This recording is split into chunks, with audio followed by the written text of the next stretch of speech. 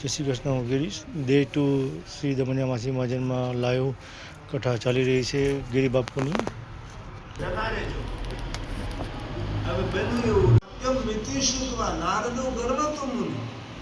એક તો નારદના હૃદયમાં અભિમાન પ્રગટ થયું હતું અને વિષ્ણુ ભગવાને ખૂબ વખાણ કર્યા એટલે નારદના અભિમાનનો વૃદ્ધિ થઈ. વખાણ કરવાથી આપણું અભિમાન વધે છે. તેથી બને ત્યાં સુધી કોઈ માણસના ખોટા વખાણ ન કરે. જેને કામ કર્યું તેને કદર કરીએ, જેનું કામ કર્યું તેનું સન્માન કરીએ, પણ પછી વધારે પડતા વખાણ કરીએ તો તેના જીવનમાં અભિમાનનું કારણ બને. અભિમાન માણસનું પતન કરે, અભિમાન માણસનું નુકસાન કરે. હજાર શત્રુઓ આપણું ખરાબ ન કરી શકે પણ આપણું અભિમાન. શંકર ભગવાનની વાત મેં માની નહીં, મેં સાંભળી નહીં, સ્વીકારી નહીં. મારી પોતાની પ્રશંસા હું કરતો રહ્યો, મારા પોતાના વખાણ હું કરતો રહ્યો. ભગવાન હવે મને ક્ષમા કરો. મારા હૃદયમાં બહુ જ સંતાપ જાગ્યો છે. મેં તમારું અપમાન કર્યું, મેં શિવગણોનું અપમાન કર્યું, મેં અભિમાન કરી, ક્રોધ કરીને મેં શિવગણોને શ્રાપ આપ્યો. ત્યારે ભગવાન વિષ્ણુજી નારદજીને કહે છે, નારદજી, કોઈને શ્રાપ આપવાથી આપણા પુણ્ય જતા. જ્યારે કોઈને આપણે શ્રાપ આપીએ ત્યારે જેટલા આપણા પૂર્ણ હોય બધા પૂર્ણ આપણા જતા. તેથી ભૂલથી કોઈ દિવસ કોઈને શ્રાપ નહીં આપે. થોડું દુઃખ ભોગવી લેવાનું. આ પ્રકૃતિ આપણા જીવનની સાક્ષી છે.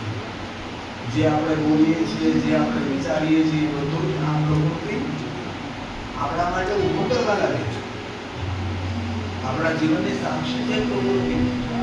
કોઈ દિવસ કોઈનો બદલો લેવાનો ભાવ નહીં રાખે. આપણા દિવાસ બધાની આગમાં સળગતા હોય છે કે આ માણસે મારી સાથે આવું વર્તન કર્યું છે ને, તો જયારે અવસર આવે ત્યારે બદલો લઈ લેવો છે. આપણે બદલો લઈએ, આપણું કંઈ ખરાબ થયું હોય તો આપણે કોઈ ઓમ નમઃ શિવાય, ઓમ નમઃ શિવાય, ઓમ નમઃ શિવાય, ઓમ નમઃ શિવાય, ઓમ નમઃ શિવાય, ઓમ નમઃ શિવાય, ઓમ નમઃ શિવાય, ઓમ નમઃ શિવાય, ઓમ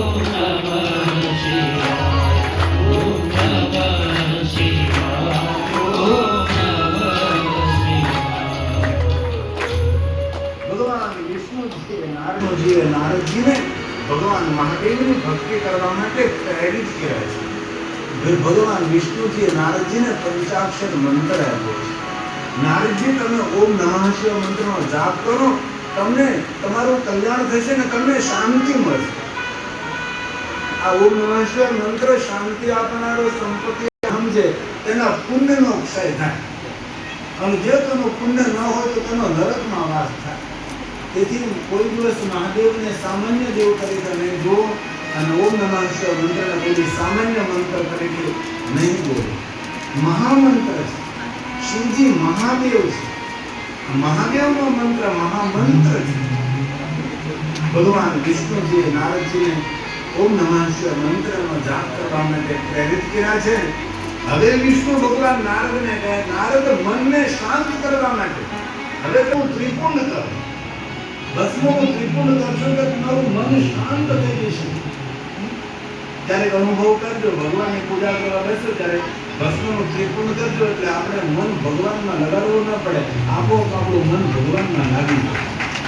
અને ભસ્મ ઔષધિ છે. શ્રોત ભસ્મ, સ્નાર્ત ભસ્મ, અગ્નિ ભસ્મ, દેવાગ્નિ જનિત, શિવાગ્નિ જનિત, વેદાગ્નિ જનિત. આ ભસ્મના અનેક પ્રકારના પ્રયોગો છે.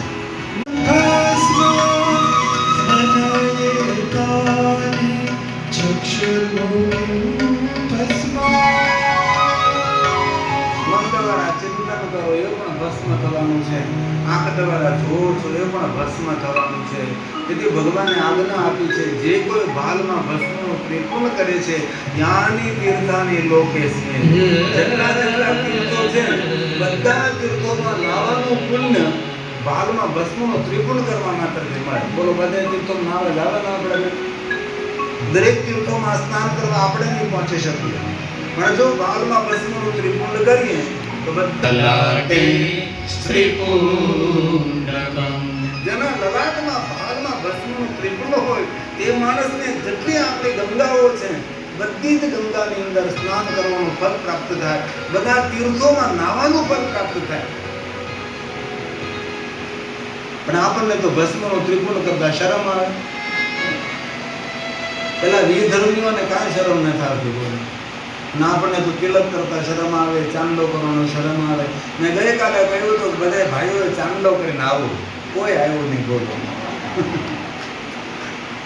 ભાઈઓ કે તમે કરો છો ને મારા બદલામાં આવી ગયું બધું. અમારી બહેનો હારી પ્લાસ્ટિકનો કરે તો કરી ચાંદલો.